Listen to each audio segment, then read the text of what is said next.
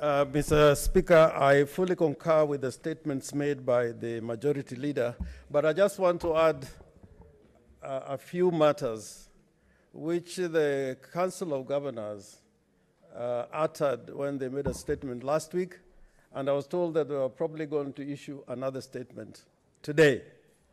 Mr. Speaker, Madam Speaker, in making their statement last week, they made a very atrocious statement. One of the things they said is that they are going to shut down the Senate, disband the Senate, that they are going to file a petition in the court to dissolve the Senate. Now, Mr. Speaker, I'd ask the Council of Governors to read the advisory judgment which arose out of a matter they had filed themselves in the Supreme Court. And I want to say from the floor of this House, there is no provision under the Constitution that you can use to dissolve the Senate. None at all. None at all. What you can dissolve Parliament. And those provisions are contained in Article 261, Sub-Article 5, 6, and 7.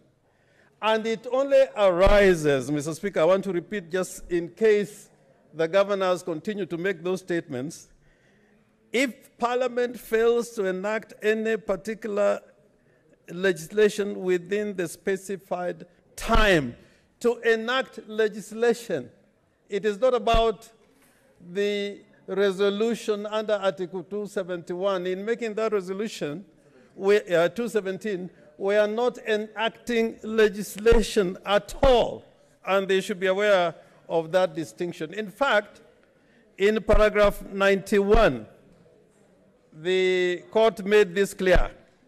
They said this, and I quote, "In this regard, we would have had no hesitation to invoke the provisions of this Article 261 of the Constitution had the Division of Revenue Act been one of the legislations unequivocally or at least tangentially included in the 5th schedule." They said they would have done it if it was one of the bills that are contemplated in the schedule. So I just want to tell them that, it is impossible for them to dissolve the Senate in these particular circumstances. And Article 217 makes it possible for us not to have an impasse, because Article 217, Sub-Article 7, says that when there is no resolution, the previous resolution, and I think it is Senators Okongo Mugeni, Senior Counsel, and I think Senator Faki, pointed this very clearly, that Article 217, Sub-Article 7, says that a resolution under this article that is approved under Clause B shall be binding until a subsequent resolution has been approved. So, Mr. Speaker, Madam Speaker, as far as I'm concerned, there is no constitutional crisis, there is no impasse, and the Cabinet Secretary to the Treasury has the legal instruments, both on account of these constitutional provisions and on account of those provisions that have been cited by the Majority Leader. The second thing which the governors uttered, which were completely uncalled for and atrocious, and had a statement where they were saying that, the senators are extortionists. They said, and I heard, that the Senate, we are extortionists. Now, Mr. Speaker, if you take any newspaper on a daily basis on matters relating to Anti-Corruption and Economic Crimes Act, you are more likely to find a governor on the first pages of the newspaper than you'll find a senator. Even today's newspaper, I don't see a picture of a senator here. It is all governors. It's all governors. And this has not occurred because it has just happened. It's because somebody has gone and made a complaint. I would advise the governors to go to Integrity House and make a report that on such and such a day there was a senator who asked me for a bribe or I witnessed an event of extortion.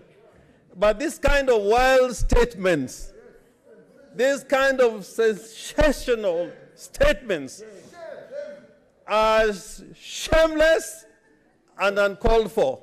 In fact, I would have thought the Council of Governors would sit together and said, we are an endangered species. What do we do in order to survive? Because at this rate, they are likely not to survive. Just on the newspaper alone, there are 8 of them. And I don't see a single senator.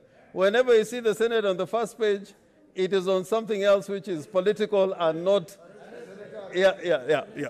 So this is a statement that should not have come from the governors at all. And Madam Speaker, finally, I would want to say this on this issue, which is very important as far as I am concerned, that Madam Speaker, the governors, and I've got a lot of respect for many of governors, so many of them are my friends. If those who attended the burial of Governor Laboso in the middle of contention of how much money should go to the counties, it was the governor, the chairman of the Council of Governors, who is my party leader, who said 316 million is enough. What are we complaining about? What are we complaining about? It is them at a meeting with the executive who said that 316 billion shillings is enough. When we were struggling to make sure that we get what the counties deserve, and they refused. In fact, if governors knew their work in the county, they should have supported the Senate to the hilt. But now they want the money. They want the money. They want not only this money that they are being given by Parliament, they want the COVID money also. They want the box. Yeah, they want the box. But they don't want oversight. They don't want to account. What type of people are these? Woe unto them! And Madam Speaker, you know there's an article in the Constitution, Article 104, where you can recall a member of Parliament. I am very proud to say that for these 10 years, I have not heard of any constituency where members of a particular constituency are calling for a recall of a member of the Senate. Not even once. But if you want to go by the number of impeachment motions that are waiting or have been posted, there are so many that I don't think we have even the capacity to deal with all of them, if at all they land here. So in conclusion, Madam Speaker, I want to say that the governors should live up to the mandate and the job they were given. If they want money, they must be oversighted. If they think there's a crime committed by senators, they should go to Integrity House or Vigilant House or Uko Karibu na Karura Forest. They make a complaint. We are not above the law, but it cannot be an excuse for them to run away from oversight and audit by institutions of government. Thank you, Madam Speaker.